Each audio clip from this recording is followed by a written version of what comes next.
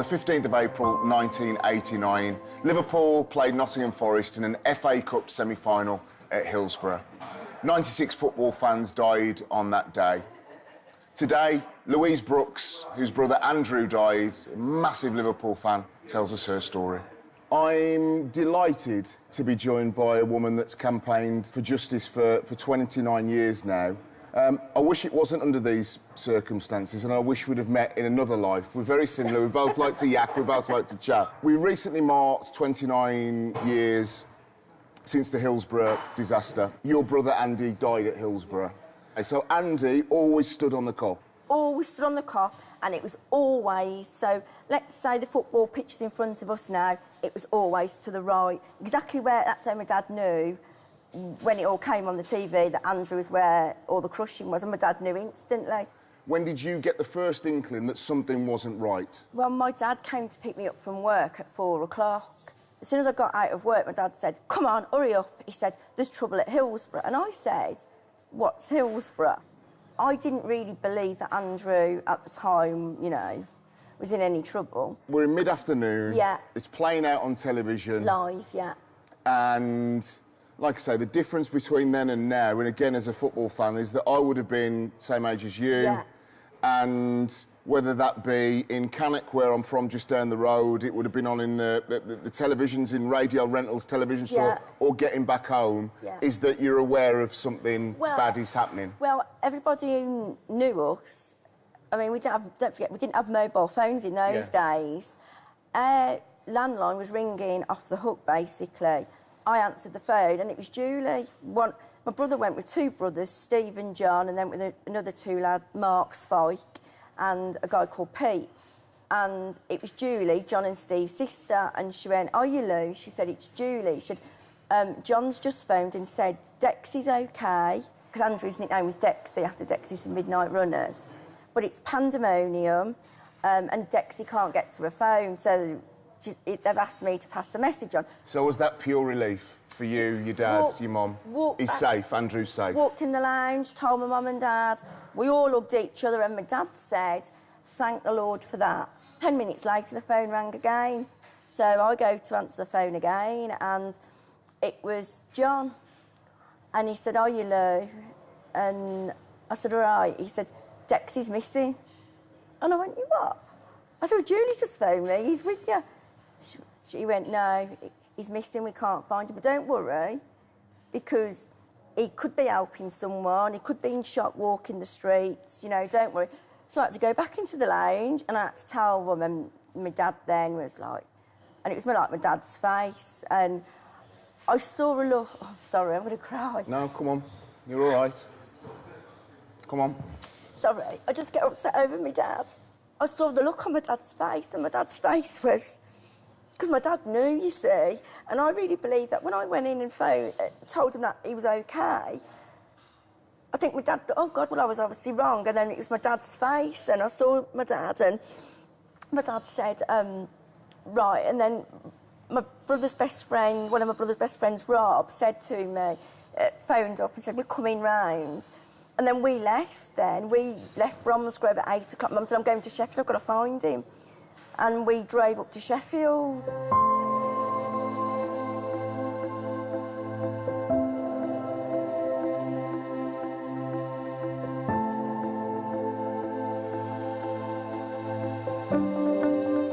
So you leave Bromsgrove to go to Sheffield, which would have been at least a 2.5-hour drive, I'd imagine. Maybe more, depending. We got there at 10 o'clock, and we went to a petrol station, and we said, you know, "Where do we need to go for Hillsborough?"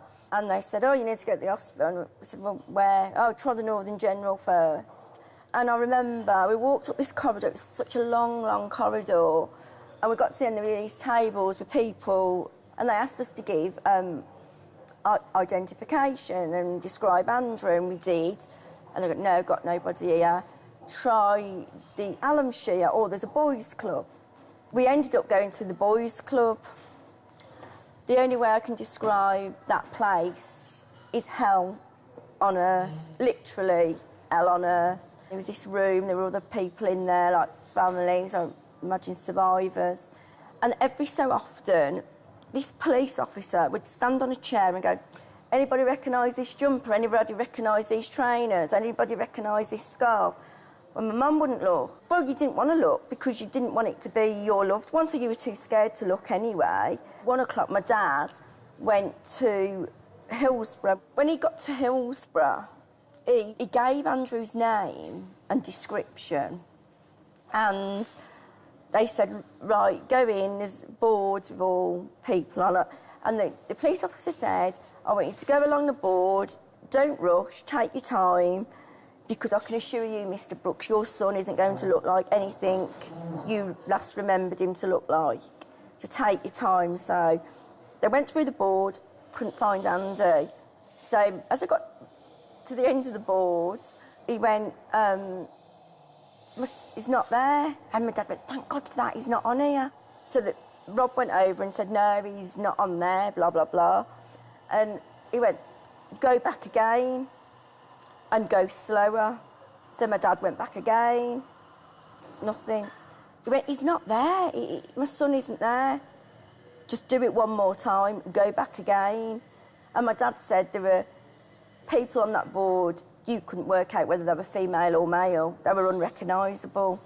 And so they went back a third time, still nothing. And then about 6 steps away, there was a desk in a corner and there was another policeman sat. And this police officer had gone through the board with my dad, went over, about 6 footsteps to this and go, oh yeah, he was identified at 5 to 11. They made my dad go through that board 3 times. Andrew was one of the most photographed people that day. He was on virtually every bit of footage, every photo. How did you feel when you knew? I was just stood there and I go, he's not dead, he's not dead. Andrew wouldn't die on me, you know. He's my big brother, he's not going to die on me. When Andrew died, I was angry with Andrew for years. Well, why didn't you survive, Andrew? Oh, well, I know why, because Andrew being Andrew, he'd have gone, oh, after you go through the gate first, you know, you get rescued first. So I always blamed Andrew. Why did, and I don't mean this against survivors, but if they survived, why didn't Andrew survive?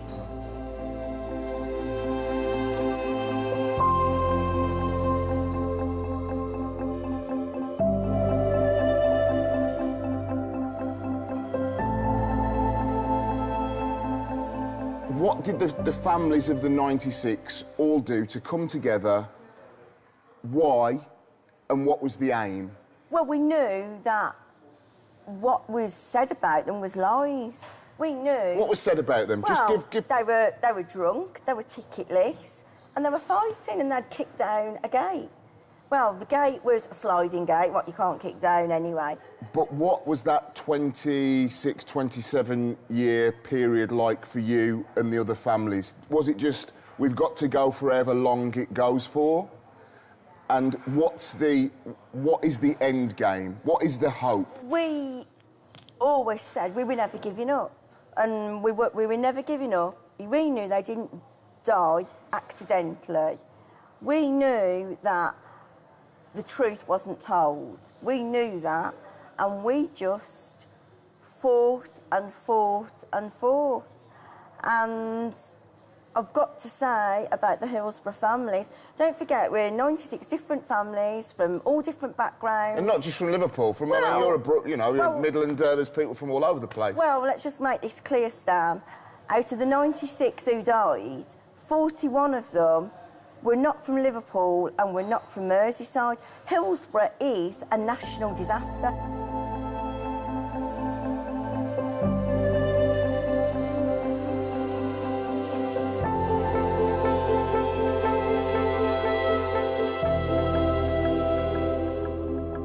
In those days, there was no social media. I had to move to Liverpool to be part of the campaign because living down here, unless it was on the national news, you didn't know nothing about what was going on. How much of a difference has the social media age made? Social media's made a big difference, and I'll tell you another thing as well. Hillsborough would never happen again now with social media. Hillsborough didn't just take my brother, it took my parents. The Brooks family died. It wasn't just Andrew who died, the old Brooks family died that day. and it's ruined so many people's lives, and I can't get across to people how it affects the survivors, you know, us families. And because Andrew was a very fair person, a very honest person, and very law-abiding, you know, I have to do it for Andrew. I have to. And it says there, unlawfully killed. And that's what we've all fought for. That's what we've all fought for 26 years. Show us the freedom of the city of Liverpool. That's his medal. He'd be so proud of that.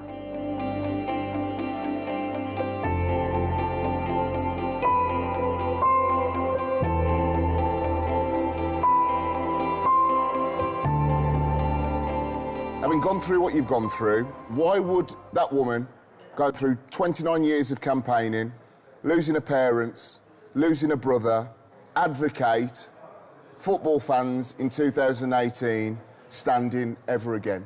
Because standing did not kill our 96. End of. If I really believed that standing killed my brother and the other 95, I would be the first one saying absolutely no way. Common sense tells you standing did not kill our 96. And I'll put this out there. If standing kills, you tell me why people don't get crushed to death every year at Glastonbury. People don't get crushed at concerts when they stand up. And why is there still old-fashioned terracing at all rugby league games? You stand at rugby. I'm not just doing it for me, I'm doing it for Andrew as well, because he was so passionate about standing. And I will do everything in my power to make sure every football fan who wants to stand is able to stand. Because of the conversations and discussions you've had with some other families that say never, never, never, would Liverpool Football Club ever go there again? I think they'll be the last ones to do it, but I think they will have to do it in the end. When every other football club does it, they will have to do it. And I just hope that they can put emotion aside, look at the facts, use your common sense, and see that standing did not kill anybody. Louise Brooks, thank you so much for joining me on the Stan Collymore Show. Give me a big hug. Thank you very much for inviting me.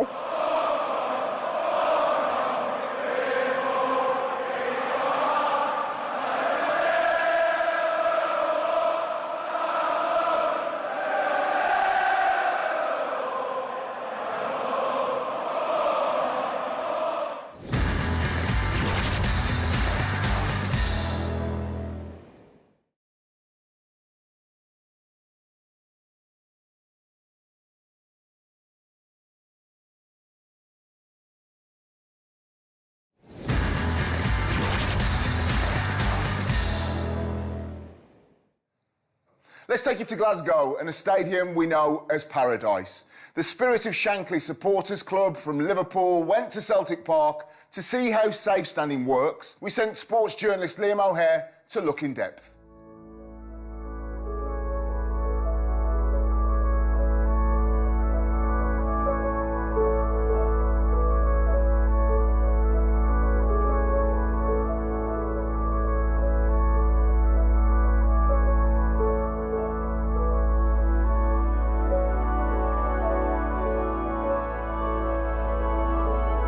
Liam O'Hare here for the Stan Collymore Show. Celtic are playing Ross County today, but Ross County aren't the only visitors. Also families from Hillsborough and from the Liverpool fan supporters group, the Spirit of Shankly, are here today to see how the standing section at Celtic Park works. You get 3,000 fans in the rail seating, obviously very poignant with Hillsborough fans and the history of Hillsborough in 1989 when 96 fans lost their lives.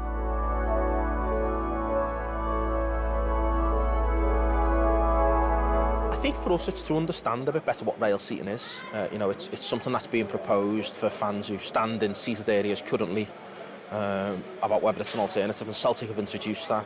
It's very sensitive because this is, you know, people's lived experiences. This isn't like, you know, a hypothetical for lots of people. This is real life.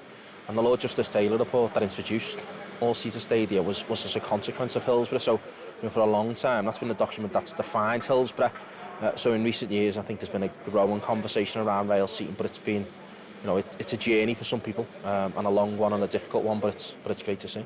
Genuinely I'm pleased that people felt comfortable and able to come and share this experience with us and talk about their views and feelings, and it's hopefully it's helped some people. And what is the kind of relevance with Celtic as well? Obviously we know Celtic and Liverpool come from both working class cities, similar clubs in many senses, and Celtic were also, I believe, the first team to play Liverpool after Hillsborough as well. Is there a special resonance with Celtic and Liverpool? There's a very strong bond between ourselves and Celtic. They've been great to us as fans. Some people are here who came up and presented banners and stuff like that alongside with Celtic fans. So I think there's a closeness there, and I think when we as fans look at it, we think, of someone who has rail seat section, it's clear we can look at this and say, right, this is someone who's maybe a bit like us, or who might support like us. So it's good to see.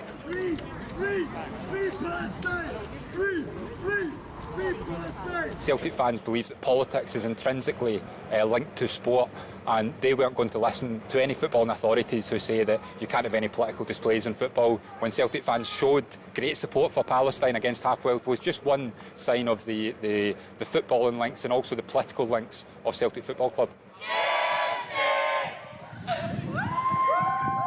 Celtic fans, firstly, don't take heed to being told what to do by footballing authorities, especially when it comes to showing support for a cause that they believe is so important.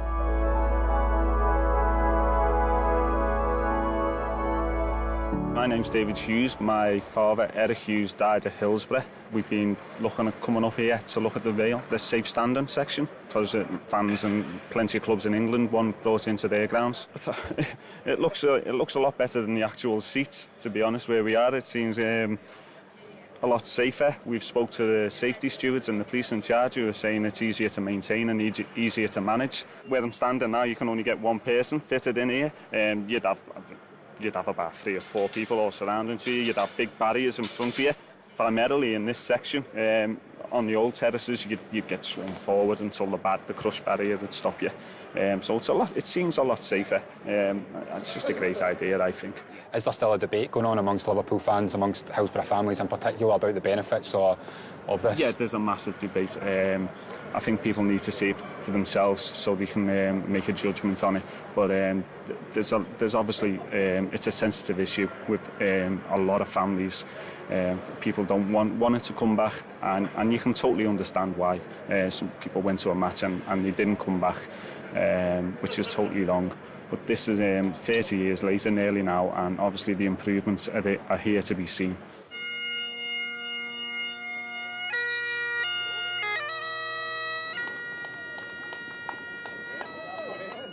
Safe standing for a reason, do you know what I mean? It's not too crowded, everybody's got their own space. There's no crushing, there isn't any of that kind of stuff. And it's just when you score, everybody just jumps up together and stuff like that. There's nothing. I think it's amazing, it's brilliant.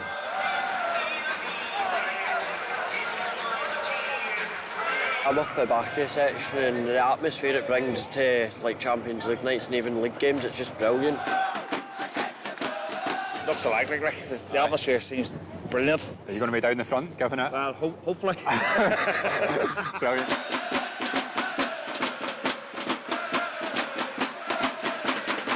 James Kenny, I've come up from Liverpool today. And you're from Hillsborough survivors? Yes, there's 30 of us come to travel up this morning just to see this new rail standing. To see it would be a good alternative, and what I've seen, I'm impressed, and I think, to be honest with you, I think it's the future. There's not many people want to stand up at the game. I think, you should have the choice. The ones who don't want to sit, this is ideal, and it increases the atmosphere of the game, but that isn't the most important thing. Safety is the most important thing, and it's safer than the system we have now. I think everyone who's come on our coach today, and some of them are sceptical about, they've all decided that this is the future for what we want. Any fan who would come and see this, they would want it. The big thing is and you've got to respect the families, and I think if the families even come and had a look at it, they would say, do you know what, this is safer than the model we have now, which is the plastic seats and people stood up behind them. This is safer than that.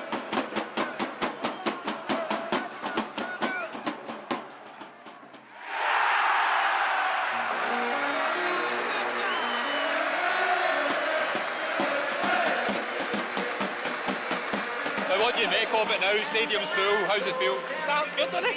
It's loud, everyone seems to be enjoying themselves, doesn't feel, lots of space, it's really good, There's a sense, like, even before the game there, that there's lots of people, like, keen to, make an atmosphere and get behind the team, which, is lots of the stuff we see at Anfield, really. It's really good. No, I'm looking forward to seeing what it's like during the game. And there's a few years dotted about here, is there? 6 or 7? Yeah, there's some up the back as well, there's some in the seats, so... Struggling to get tickets so for this section? Yeah, it's popular, isn't it? There's clearly a big demand, so no, it's good to see.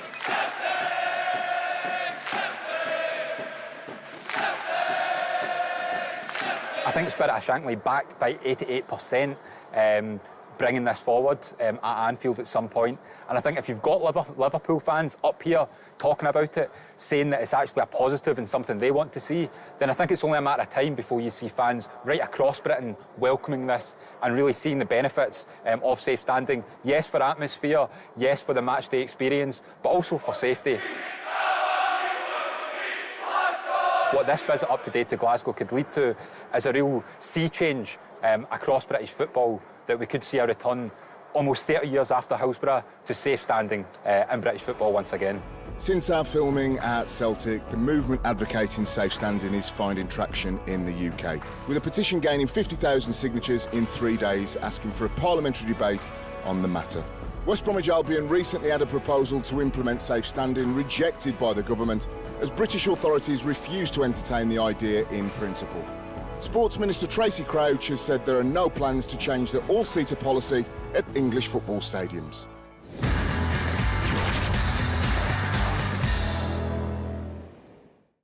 The World Cup is fast approaching as some of the top nations on the planet gather in Russia for football's greatest tournament.